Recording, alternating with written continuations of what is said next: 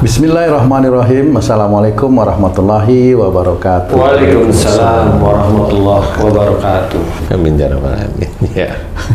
Ya itu ya jangan diaku toh ya, kan di dalam Quran sudah dijelaskan bahwa kamu mengerjakan sesuatu, mendapatkan nikmat sesuatu yang bukan dari apa yang kamu kerjakan sendiri, kan sudah dijelaskan. Jadi sebenarnya orang-orang itu tidak paham bahwa sesuatu yang berhasil, sesuatu yang dia inginkan itu berhasil, sesuatu yang dia inginkan tercapai itu sebenarnya bukan dari dia sendiri. Bukan dari dia sendiri itu di mana? Bisa nggak dari doa saya? Kalau kamu berani ngomong bisa nggak dari doa saya bilang belum tentu dari doamu. Bisa nggak dari doa ibu saya? Ya bisa aja kalau saya aja belum tentu dari doa ibu kamu. Loh kenapa? Kan doa ibu itu lebih mustajab di hadapan Allah Ta'ala. Betul. Kan gitu? Iya, Pak. Boleh sih bilang begitu, tapi pertanyaan saya adalah, nah di antara kamu yang berhasil, saudaramu berhasil nggak? Nah. Jarang. Ada yang enggak dan banyak enggak, kasarnya kan gitu. Iya, banyak. Terus enggak. Ibumu doain kamu tok atau saudaramu enggak didoain, kan begitu? Iya, betul. Kan enggak, orang tua pasti doanya sama lah untuk anak-anaknya. Karena bagi orang tua yang memang dia itu euforia pingin dibanggakan, ya orang tua akan ngomong, ya anak saya berhasil itu dulu saya puasain, saya doakan, saya ini. Nah, itu orang tua yang pingin dibanggakan istilahnya. Dan itu tidak perlu bicara seperti itu bagi seorang yang belajar tawadhu di hadapan Allah Ta'ala. Orang tua tetap ada, tetap manusia, masih ada kekeliruan. Cuma bagi kita yang belajar takwa kepada Allah Ta'ala, nggak perlu itu diaku-aku. Jadi momennya pada saat kamu bangun gedung, ya nggak usah diaku, wah ini karena saya, nggak perlu, ini karena atas izin Allah aja. Bangun gedung lagi, berhasil atas izin Allah. Kan gitu ya? Kemudian bangun gedung nggak berhasil, nggak jadi, mau ngomong apa sekarang? Kan nggak bisa. Dimarahin bosnya. Dimarahin bosnya malah. Ya. Gitu Tapi, aja nggak bisa, udah insinyur malah gitu tuh Pak Ustadz. tapi kalau setorannya lengkap ya nggak dimarahin lah. Ya. Sama-sama happy kan. Iya tuh Ji. Yang penting itu tahu sama tahu nggak? Ya, sama pejabat itu dulu saya megang di kementerian ini kalau nggak saya ini begini, ya tidak boleh seperti itu. Itu namanya menuhankan dirinya, tidak boleh. Jadi Allah itu bisa aja diberikan, keinginan seseorang itu diberikan oleh Allah Ta'ala, karena itu akan menjadi ujian. Akan menjadi ujian, kecuali orang yang dia benar-benar beribadah kepada Allah Ta'ala sehingga semuanya diatur oleh Allah Ta'ala. Mendapatkan istri, ya Allah mengizinkan dan ridho, kan gitu. Oh Pak Ustadz, kalau orang yang rajin beribadahnya bagusnya itu nggak diuji berat-berat lagi sama Allah gitu Pak Ustadz? Ya ada beratnya, tapi yang masuk kategori si yang diuji itu paham bahwa ini dari Allah Ta'ala sebenarnya. Jadi ada hal karena memang imannya dia diuji karena oleh Allah Ta'ala, tapi ada hal ujian itu dari apa? Dari kesalahannya, dari dosa-dosanya. Itu dikasih ujian oleh Allah Ta'ala. Ujian dari Allah Ta'ala itu meliputi banyak hal. Jadi tidak hanya dengan masalah suami dan istri, tidak. Nanti punya anak ya di anak, nanti sekolah anak ya sekolah anak, nanti pekerjaan anak pekerjaan anak, nanti anak nikah ya dengan menantu plus dengan besan, kan seperti itu ujian itu. Belum dengan tetangga, kan seperti itu. Jadi yang harus kita ketahui adalah bahwa semua yang kita lakukan dan berhasil itu satu, itu Allah aja. Jangan kita itu punya pikiran bahwa oh dari doa saya, tidak perlu.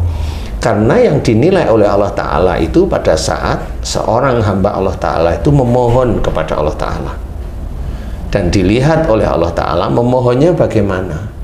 Kalau hamba Allah tersebut itu memohonnya hanya cuma untuk akhirat, rata-rata insya Allah bisa aja dikabulkan, dan nanti dia dikasih ujian yang akan menuju akhirat. Gimana itu contohnya itu Pak Ustadz? Berdoa untuk akhirat dikabulkan. Saya kasih contoh, mamanya kamu memohon ampun itu terus menerus. Mohon ampun. Ya, terus menerus. Tapi didengarkan oleh Allah Ta'ala. Nah, kesungguhanmu dalam memohon ampun nanti diuji oleh Allah Ta'ala. Istrimu bisa aja jengkelin kamu, atau anakmu bisa aja jengkelin kamu. Nah, itu kamu untuk dalam memohon ampun tuh paham nggak bahwa tetap ada ujian yang tipikalnya berhubungan dengan kamu memohon ampun. Marah nggak kamu dengan istri yang jengkelin? Marah nggak dengan anakmu yang menurut kamu jengkelin? Itu yang agak berat, kadang-kadang marah itu. Nah, makanya di situ kamu di dalam memohon ampun bisa ada kriterianya baru mengerti memohon ampun. Tetapi pada saat kamu diberi ujian nggak ngerti yang kamu mohonkan ampunan itu apa. Loh, kadang-kadang berpikirnya begini Pak Ustadz, lah yang lalu aja belum dikabulkan, ini sudah marah-marah lagi. Ya seperti itu. Makanya kalau orang memohon ampun tuh harus paham apa yang dia mohonkan ampunan kepada Allah Ta'ala. Kalau dia hanya cuma istighfar biasa, ya biasa. Pada saat ada ujian yang lain, marahlah dia, kan gitu, karena nggak ngerti. Tapi kalau dia sudah mulai merenung, kok saya hobinya marah ya? Kok saya kok keras ya? Kok saya kok gampang emosi? Kok saya pikiran saya suudzon? Mohon ampunlah di titik-titik yang memang Allah tidak menyuruh. Yang dilarang oleh Allah Ta'ala apa? Marahlah, suudzonlah, gibahlah, berani dengan suami lah, melawan orang tua lah, berkata memaki lah, berkata begitu. Nah, titik itu kan sebenarnya dia paham. Ya kan gitu. Kalau mamanya dia sadar bahwa kok saya itu kalau menerangkan tentang ayat Quran kok ada kesombongan di sini. Nah, itu hidayah dari Allah sebenarnya.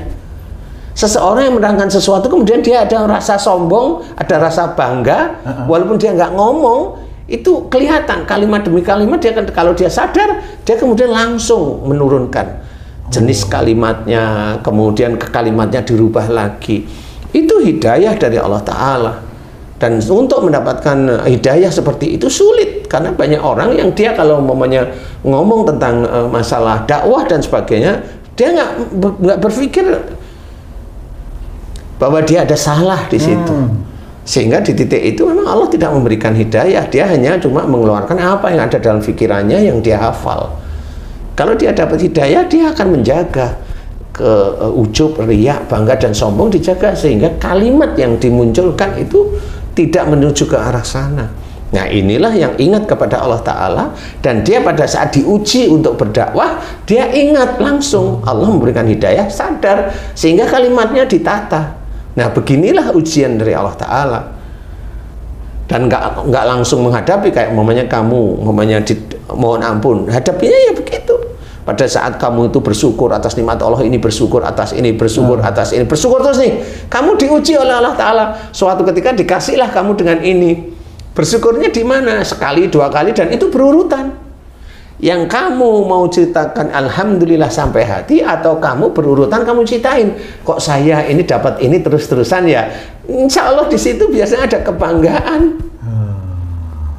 Nah, kalau kamu bercerita tentang pendapatan yang kamu dapatkan dan kamu lupa bahwa semua yang disyukuri itu sebenarnya atas kepada Allah Ta'ala, lupa bahwa yang kamu syukuri benar kamu syukur di mulut, tetapi kamu lupa bahwa ini semuanya pemberian Allah, sehingga kamu lupa di titik itu menceritakan sesuatu yang menjadikan senangnya hatimu, bukan syukurnya kepada Allah Ta'ala.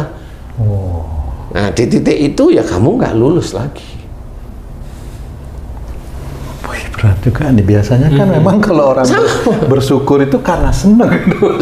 Kan begitu, kan sama sebenarnya. Sebenarnya sama. Orang bisa sholat itu ada rasa senang atau ada rasa apa namanya? Ada rasa khusyuk di sini. Beda. Dia kalau dia senang bisa sholat masih rasa senang, tapi kalau udah orang itu bisa khusyuk, bisa menikmati sholatnya, bacaan tartil dan sebagainya selesai, kemudian ditanyain, kamu udah sholat? Alhamdulillah sudah. Tidak ada cerita kalau dia tadi sholat itu seperti ini, enggak, dia alhamdulillah sudah, enggak dilebih-lebihkan. Walaupun dia merasa khusyuk ya dia diam. Gimana, kusuk enggak? Ya, mudah-mudahan ya. Nah, orang yang seperti itu dia menjaga.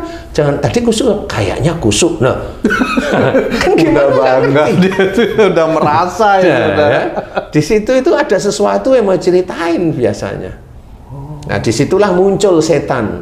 Kalau dia tidak bisa mengajak orang itu berbuat jahat, dia akan mengajak orang sombong dengan apa yang dilakukan dia. Oke, betul. Seperti itu. Begitulah setan sebenarnya. Apa rahasianya agar kenikmatan itu tidak diaku-aku gitu Pak Ustadz? Padahal kan memang kenikmatan dan sebagainya kan datang dari Allah itu ya Pak Ustadz. Ya, memang kita harus belajar, ada dan tahu ilmunya. Jadi tidak sembarangan orang itu mendapat hidayah. Orang belajar dan tahu yang namanya bersedekah itu harus lillahi ta'ala, tidak boleh menginginkan untuk dunia. Nah, ini aja orang itu nanti kalau dia mau bersedekah dipikirin, saya mau sedekah tapi pas saya lagi seret, nggak ada duit nih, ya mudah-mudahan sedekah saya ini diterima dan dibalas oleh Allah Ta'ala. Apa balasannya? Uang. Lah kan nggak ada lillahi ta'ala, mana ini untuk mencari ridha Allah itu. Karena banyak orang yang ngomong bersedekah agar kamu kaya, loh kan nggak lucu sebenarnya. Jadi bersedekah itu niatnya lillahi ta'ala. Jangan niatnya di sini bismillah, tapi hati yang paling dalam itu untuk kembalian uang. Nah, itu sendiri juga orang itu sebenarnya tahu, yang tahu agama itu sebenarnya tahu. Tapi kenapa dia itu mengajari seperti itu? Saya juga nggak tahu. Apakah dengan mengajari seperti itu orang seneng kemudian orang memanggil dia? Nggak ngerti saya. Tapi ya kasihlah yang lurus bahwa bersedekah itu karena Allah. Satu. Kemudian apalagi? Punya istri karena Allah sehingga biasa flat. Punya anak karena Allah sehingga flat. Kalau istri kurang dinasihati yang baik, anak kurang dinasihati yang baik. Kan dinasihati yang baik, bukan marah, bukan keminter, bukan nambah-nambahin, bukan sesuatu yang diomongkan dan kita belum pernah mengerjakan. Sama. Itu kan belajar dari situ. Sehingga nanti insya Allah Allah itu akan menjaga pada saat kita itu mau ngomong tentang kesombongan kita, kita langsung sadar bahwa aku mau ngomong ini, gak usah ngomong, diam aja, malah banyak istighfar di dalam lisan atau di hati. Itu malah lebih mulia di hadapan Allah Ta'ala daripada ngomong ngalur ngidul malah nggak karu-karuan. Seperti itu. Nah, belajar harus punya ilmunya. Orang yang punya ilmu belum tentu dia juga bisa mengerjakan. Orang punya ilmu belum tentu bisa mengerjakan. Belum tentu. Apa coba? Jadi kita harus belajar beneran bahwa hati-hati di dalam lisan kita, mau kita bilang apa, kita mau nasihatin orang, kita itu sama seperti melihat diri kita sendiri. Apakah saya sudah mengerjakan apa yang mau saya berikan kepada orang tersebut? Kan kita harus mengaca, sehingga jangan sampai kita itu masuk ke ranah Allah itu murka kepada kita, marah kepada kita. Kita menyuruh orang lain berbuat baik tapi kita belum mengerjakan. Itu masuk, itu ada ilmunya, kan seperti itu. Kalau kita kasih kajian, kalau memang ini pendakwah, kalau kasih kajian, kasih ilmunya kepada jamaah. Jamaah yang nonton itu, jamaah yang datang itu, belum tentu semuanya pintar tentang agama. Kan harus difahami. Sehingga kita yang memahami beliau-beliau. Bukan beliau yang suruh memahami saya. Bukan. Kalau terlalu pintar ya mereka ya nggak ngerti itu dari tadi itu ngomong apa ya ustadznya. Ya kan begitu nantinya. Padahal dia udah cas cisus, dia udah mikir bahwa ini ibadah kepada Allah Ta'ala, yang mana yang ibadah, kan seperti itu. Nah, untuk menjadikan kita selalu ingat bahwa yang kita lakukan itu tidak ujub, tidak riya, tidak bangga, bahkan tidak sombong, ya kita latihan. Latihan setiap saat, belajar bicara itu yang tertib pada titiknya, tertib di titiknya. Tidak ada yang namanya orang itu instan tiba-tiba nanti dia masuk surga. Tidak ada. Orang itu pasti akan dilihat amal-amalnya, pasti akan dilihat oleh Allah Ta'ala, pasti itu. Tidak mungkin Allah menyuruh selalu orang itu berbuat baik kok. Pasti akan diperhitungkan oleh Allah Ta'ala. Makanya harus belajar, sehingga kalau kita diberi nikmat, diberi sesuatu yang menjadikan kita itu senang hati, itu langsung dibalik aja. Oh, ini dari Allah Ta'ala, ini menguji. Umpamanya kamu ya, kamu itu swasta lah, bukan kontraktor ya, bukan kerja di BUMN umpamanya. Kamu ada rizki, kamu tahu rizki ini dari Allah Ta'ala. Bismillah, mudah-mudahan berkah ya Allah, amin. Kemudian kamu tahu dan kamu ingat-ingat rizki itu mau kamu gunain apa, kan ngerti nanti lama-lama. Oh, untuk nyumbang, untuk anak yatim, oh, untuk sedekah, oh, untuk infak, oh, untuk istri, untuk anak. Kemudian untuk apa? Ya untuk sehari-hari kamu boleh, tapi kan sudah kamu planning di sini. Kemudian kalau itu sudah berjalan, kemudian ada temenmu tanya, Tung, Pak Tung, itu segitu itu kamu gunain untuk apa? Kamu santai aja ngomong, ya untuk ke anak yatim piatu, ya untuk sedekah, ya untuk ini, nggak baik-baik aja. Tapi pada saat kamu ngomong begitu, ada nggak di sini itu pengen dipuji? Nah, berat itu kadang-kadang Pak Ustaz. Nah, hanya itu pertanyaan saya, pengen nggak kamu dipuji pada waktu ngomong seperti itu? Pengen misalnya. Nah ya sudah, kamu tidak lolos pada saat kamu punya seperti niatan di balik itu. Jadi bisa aja sedekahmu dicoret. Seperti itu. Inilah yang kehati-hatian yang harus dijaga. Padahal temanmu tanya itu sebenarnya itu ujian kamu sebenarnya. Itu ujian kamu, gitu. Jelasin yang baik. Umpamanya biar kamu itu nggak keluar kemana-mana, umpamanya nggak keluar sehingga sampai gini. Kamu uang banyak dapat untuk apa ya? Ya sebisa saya untuk kehidupan rumah tangga saya lah. Mau ngomong sesuatu itu harus direm. Kan biasanya nggak nyerocos saja. Ya, saya seminggu sekali sedekah di sini. Saya lah kan ngomong akhirnya. Tidak pada tempatnya. Tidak pada tempatnya. Umpamanya, loh Pak Tung, ini uang kamu banyak gimana? Tak tabung kok. Selesai. Cukup, tak tabung. Untuk apa? Untuk kehidupan sehari-hari. Normal, kamu masih tenang nih. Ini kok tanya terus nih, bahaya ini. Pinjam nanti dia. Biasanya kan gitu. Uangnya kok banyak, pinjam dong. Makanya kita harus hati-hati. Walaupun nanti kita itu di mana tempat kita, mau kelas menengah, mau kelas atas dan sebagainya, belajar bahwa kenikmatan itu dari Allah. Keberhasilan anak itu dari Allah. Kekurangan anak dari kita. Kebaikan istri dari Allah, kekurangan istri kita. Kan begitu-begitu aja. Seperti itu. Jadi kalau ada nikmat, apapun bentuk nikmat dari Allah Ta'ala. Semua nikmat itu dari Allah. Haji dari rumah menuju kantor, kemudian dari kantor menuju rumah, selamat. Itu Allah, nggak ada yang lain-lain. Bukan karena haji kendaraannya remnya bagus, ini enggak itu. Enggak seperti itu. Karena lagi sepi, enggak, semuanya itu Allah aja. Tapi tahu tadi keadaan gimana, alhamdulillah sepi, kan tahu, tapi bukan karena itu. Kan gitu. Tadi ada tabrakan persis di depan saya, persis berak, kemudian saya rem, alhamdulillah berhenti. Wah, nah, kalau bilang, wah berarti ini dari doa-doa saya. Salah kalau itu sudah. Udah nggak bisa. Nah di titik itu besok bisa aja tabrakan ikut. Malah ikut gitu. Jadi kita nggak bisa, itu dari Allah. Alhamdulillah ya Allah, Engkau telah melindungiku sehingga aku selamat dari tabrakan yang ada di depanku. Alhamdulillahirabbil alamin, la haula wala quwata illa billah. Itu jawaban bahwa kita benar-benar paham tentang kejadian-kejadian itu. Nah, jadi memang harus belajar bahwa untuk memahami apapun dalam keadaan sehari-hari, yang namanya nikmat, apapun bentuk nikmat itu dari Allah. Apapun, sekecil apapun itu dari Allah.